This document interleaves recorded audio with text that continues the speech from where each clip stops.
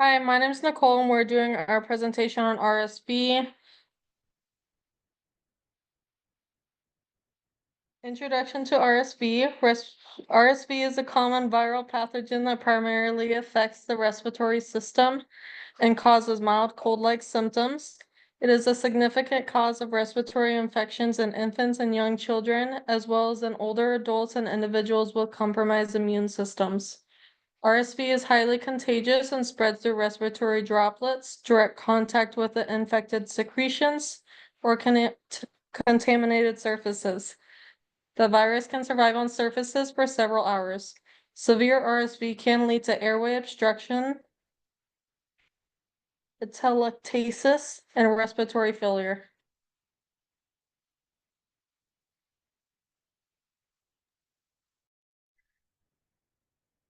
Some risk factors. Babies are at higher risk of severe illness from RSV if they have certain risk factors, including premature birth, weakened immune system, congenital heart disease, chronic lung disease, and age. The younger the child, the higher the risk of severe RSV illness.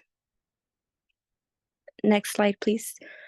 Some expected findings, so symptoms in babies would be some fuzziness, decreased appetite or difficulty feeding, minimal interest in activities, changes to their breathing pattern, fever and cough. Symptoms in toddlers would be runny nose, coughing and sneezing, difficulty eating or drinking, little interest in playing, trouble swallowing, breathing faster or slower than normal, and fever. Some severe symptoms in babies and toddlers also include noisy breathing, flaring of nostrils while breathing, blue or gray color of their lips, mouth, and fingernails, short, shallow, or rapid breathing, belly breathing or caving in of the chest with expansion of the belly when breathing.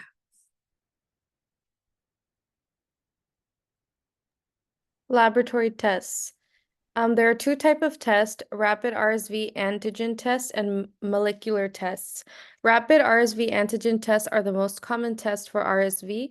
They take a fluid sample from your nose for certain proteins from the RSV virus called antigens. RSV antigens trigger your immune system to attack the virus. Rapid antigen tests can provide results in an hour or less.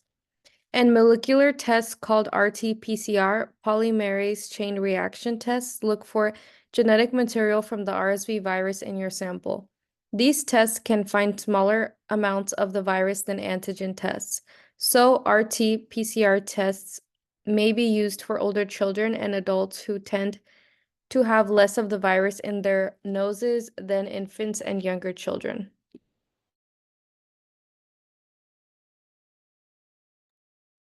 Diagnostic tests. PCR, this is the gold standard for RSV diagnosis. It detects the viral RNA and is highly sensitive and specific.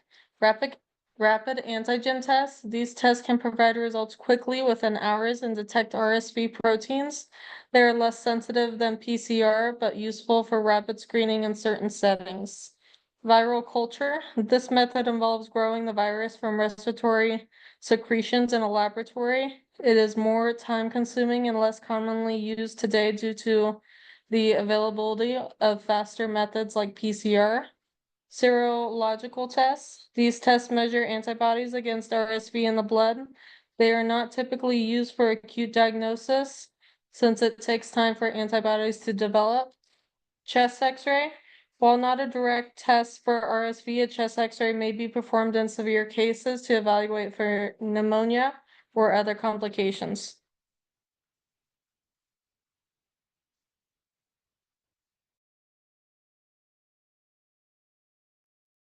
Nursing care. Auscultate breath sounds and to report wheezing, rales, and rhonchi. Report tachypnea and tachycardia. Signs of respiratory distress should be assessed and reported. Oxygen saturation levels need to be maintained a minimum of 90% to 95%. Suctioning of mucus may be necessary to maintain a patent airway. Monitoring IV fluids and recording intake and output are essential to prevent dehydration. Urine output should be a minimum of 1 to 2 milliliters per kilogram per hour for infants and children. The child should be weighed daily to detect early signs of dehydration. The care of infants with RSV infection should be assigned to personnel who are not caring for other patients that may be at high risk for adverse response to RSV. Infection prevention and control techniques are used to prevent the spread of infection to others on the unit. Contact isolation precautions are used to prevent spread. Frequent hand washing is essential.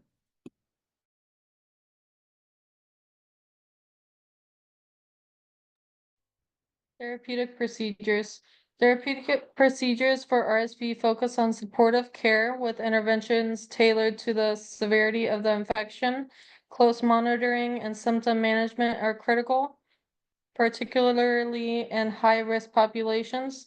Ensuring adequate fluid intake is crucial as dehydration can worsen respiratory distress. Supplemental oxygen may be necessary for patients with low oxygen saturation levels to maintain adequate oxygenation. Short-acting bronchodilators like albuterol may be administered to help relieve wheezing and improve airflow in some patients, though their effectiveness can vary. Nebulized hypertonic saline can help to reduce airway edema and improve mucus clearance. It may be considered in certain cases of severe RSV infection. In severe cases where respiratory failure occurs, mechanical ventilation may be required to support breathing.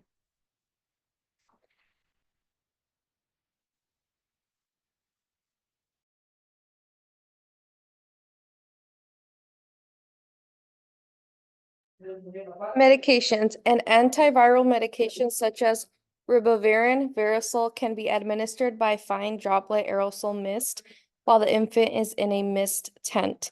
However, ribavirin is no longer a treatment of choice because studies have not verified its benefits and teratogenic side effects have been reported.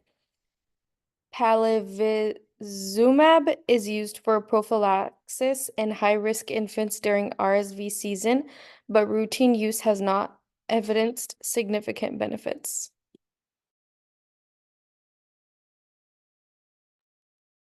Some complications for RSV is struggling to breathe, chest muscles and skin pull inward with each breath, wheezing, which could be a high-pitched noise that usually is heard, or breathing out, like exhaling, rapid breathing or difficulty breathing. The person may prefer to sit up rather than laying down. RSV can also require hospitalization. In this case, it would be severe infection, may require hospital stay so that the doctor can monitor and treat breathing problems and give an IV fluids. Pneumonia can happen with RSV, is most common, causing an inflammation of the lungs or the lung airway. In infants, these complications can occur when the virus is spread to the lower respiratory tract.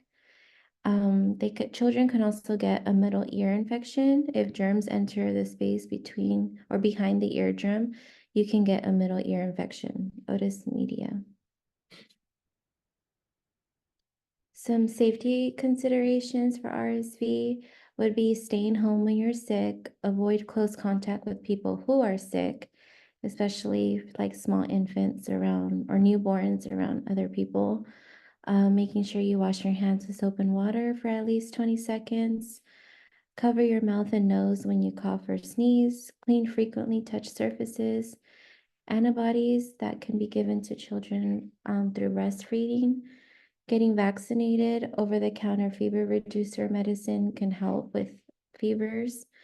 A fun fact is avoid sharing cups, bottles, or toys that may have been contaminated with the virus, since the virus can live on surfaces for several hours. For example, like daycares and schools. Health promotion and disease prevention for RSV is getting the Tdap vaccine. So for adults who are around infants, should get the Tdap vaccine to protect against whooping cough. Getting the flu and COVID shot, keep the whole family up to date on their immunizations, including the annual flu and COVID vaccine. Receiving an RSV vaccination during pregnancy.